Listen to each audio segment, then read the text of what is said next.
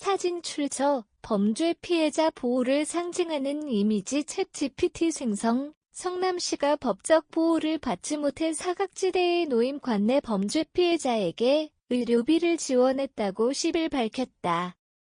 이번 조치는 시가 지난해 제정한 강력범죄 피해자 의료비 지원 조례가 실질적으로 처음 적용된 사례로 범죄 피해자들의 일상 회복을 돕는 중요한 전환점으로 평가된다. 지난 5월 성남시 한 60대 여성이 가족 간 상해 사건으로 피해를 입었고 그 치료비 200여만 원이 시에서 지원됐다. 이는 기존의 법무부가 운영하는 범죄 피해자 지원 제도가 적용되지 않는 경우였으며 시는 자체적으로 마련한 조례에 따라 해당 피해자에게 의료비 지원을 결정했다. 현행 법무부의 범죄 피해자 지원은 검찰청과 범죄 피해자 지원센터에서 운영되고 있으나 가족 간 범죄나 간접적인 피해에 대한 의료비는 지원 대상에서 제외된다. 이에 성남시는 시장이 인정하는 비용이라는 조례 조항을 활용하여 이번 지원을 추진했다. 해당 피해자는 경찰서 사례회의를 통해 실질적인 지원이 필요하다고 판단되어 선정되었다.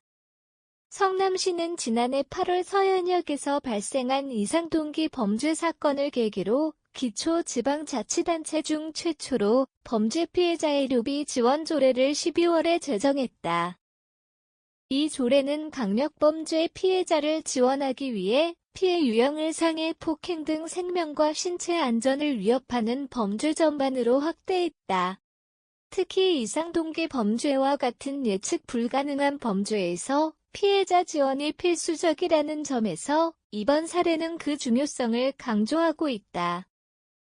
성남시 관계자는 앞으로도 범죄 피해자 중 지원이 절실한 사례를 적극 발굴하여 빠른 일상 복귀를 돕겠다고 밝혔다.